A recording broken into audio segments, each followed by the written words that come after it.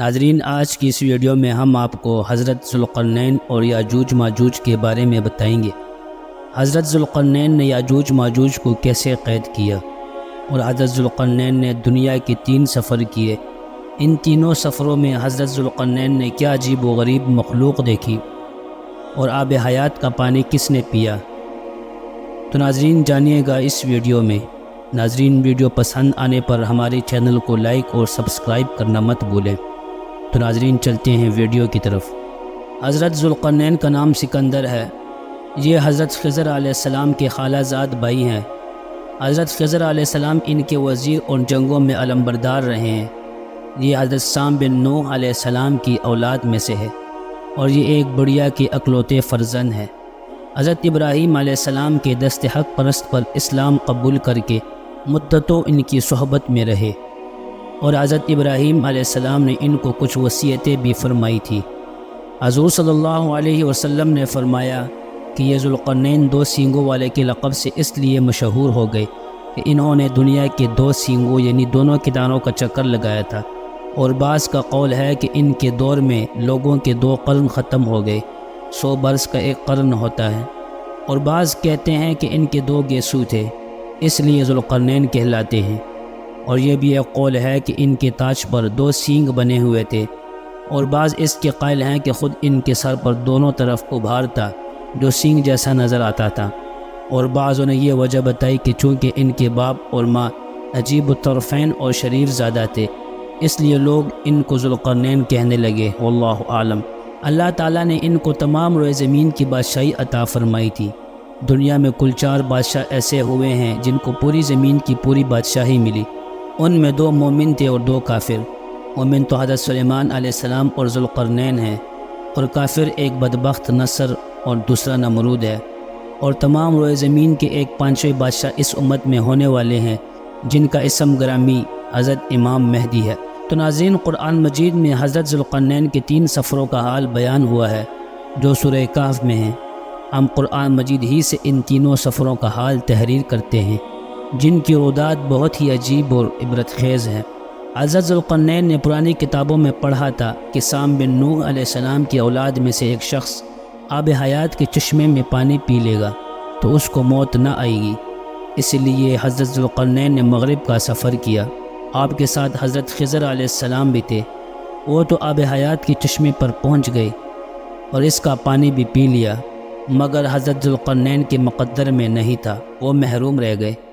اس سفر میں آپ مغرب کی جانب روانہ ہوئے تو جہاں تک آبادی کا نام و نشان ہے، اور وہ سب منزلیں طے کر کے آپ ایک ایسے مقام پر پہنچے کہ انہیں سورج غروب کے وقت ایسا نظر آیا کہ وہ ایک سیاہ چشمے میں ڈوب رہا ہے، جیسا کہ سمندری سفر کرنے والوں کو آفتاب سمندر کے کالے پانی میں ڈوبتا نظر آتا ہے۔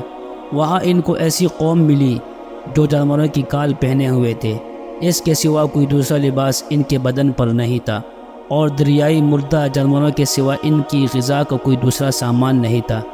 یہ قوم ناسک کہلاتی تھی۔ حضرت ذوالقرنین نے دیکھا کہ ان کے لشکر بے شمار ہیں اور یہ لوگ بہت ہی طاقتور اور جنگجو ہیں، تو حضرت ذوالقرنین نے ان لوگوں کے گرد اپنی فوجوں کا گھیرا ڈال کر ان لوگوں کو بے بس کر دیا۔ چنانچہ کچھ تو مشرف بہ ایمان ہو گئے اور کچھ آپ کی فوجوں کے ہاتھ سے مقتول ہو گئے۔ پھر آپ نے مشرق کا سفر فرمایا، یہاں تک کہ جب سورج طلوع ہونے کی جگہ پہنچے تو یہ دیکھا وہاں ایک ایسی قوم ہے جن کے پاس کوئی عمارت اور مکانات نہیں ہیں۔ ان لوگوں کا یہ حال تھا کہ سورج طلوع ہونے کے وقت یہ لوگ زمین کے غاروں میں چھپ جاتے تھے اور سورج ڈل جانے کے بعد غاروں سے نکل کر اپنی روزی کی تلاش میں لگ جاتے تھے۔ یہ لوگ منسک کہلاتے تھے۔ حضرت ذوالقرنین نے ان لوگوں کے مقابلے میں بھی لشکر آرائی کی، اور جو لوگ ایمان لائے ان کے ساتھ بہترین سلوک کیا، اور جو اپنے کفر پر اڑے رہے ان کو قتل کر دیا۔ تو ناظرین، پھر آپ نے شمال کی جانب سفر فرمایا، یہاں تک کہ 2 پہاڑوں کے درمیان میں پہنچے تو وہاں کی آبادی والوں کی عجیب و غریب زبان تھی۔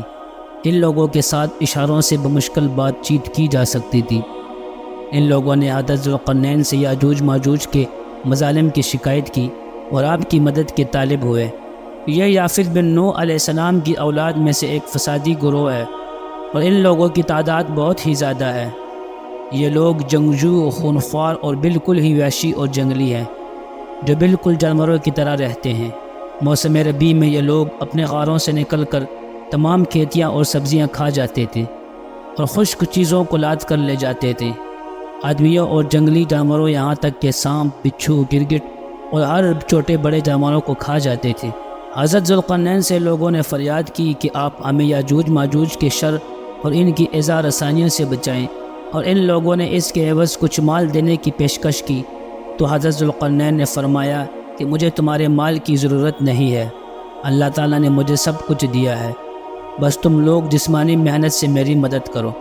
چنانچہ آپ نے دونوں پہاڑوں کے درمیان بنیاد کھدوائی۔ جب پانی نکل آیا تو اس پر پگھلائے تانبے کی گارے سے پتھر جمائے گئے اور لوہے کے تختے نیچے اوپر چن کر ان کے درمیان میں لکڑی اور کوئلہ بھروا دیا اور اس میں آگ جلوا دی۔ اس طرح یہ دیوار پہاڑ کی بلندی تک اونچی کر دی گئی اور دونوں پہاڑوں کے درمیان کوئی جگہ نہ چھوڑی گئی۔ پھر پگھلایا ہوا تانبا دیوار میں پلا دیا گیا، جو سب مل کر بہت ہی مضبوط اور نہایت سخت دیوار بن گئی۔ حدیث شریف میں ہے کہ یاجوج ماجوج روزانہ اس دیوار کو توڑتے ہیں، اور دن بھر جب محنت کرتے کرتے اس کو توڑنے کے قریب ہو جاتے ہیں تو ان میں ایک کہنے والا کہتا ہے کہ اب چلو باقی کل کو توڑ ڈالیں گے۔ تو ناظرین، جب اس دیوار کے ٹوٹنے کا وقت آئے گا تو ان میں ایک کہنے والا کہے گا کہ اب چلو انشاءاللہ تعالیٰ کل اس دیوار کو توڑ لیں گے۔ ان لوگوں کی انشاءاللہ کہنے کی برکت اور اس کلمے کا یہ طاقت ہوگا کہ دوسرے دن دیوار ٹوٹ جائے گی۔ یہ قیامت قریب ہونے کا وقت ہوگا۔ دیوار ٹوٹنے کے بعد یاجوج ماجوج نکل پڑیں گے اور زمین میں ہر طرف فتنہ و فساد اور قتل و غارت کریں گے، چشموں اور تالابوں کا پانی پی ڈالیں گے، جانوروں اور درختوں کو کھا ڈالیں گے، زمین میں پھیل جائیں گے، مگر مکہ مکرمہ و مدینہ طیبہ و بیت المقدس ان تینوں شہروں میں یہ داخل نہ ہو سکیں گے۔ پھر حضرت عیسیٰ علیہ السلام کی دعا سے ان لوگوں کی گردنوں میں کیڑے پیدا ہو جائیں گے اور یہ سب ہلاک ہو جائیں گے۔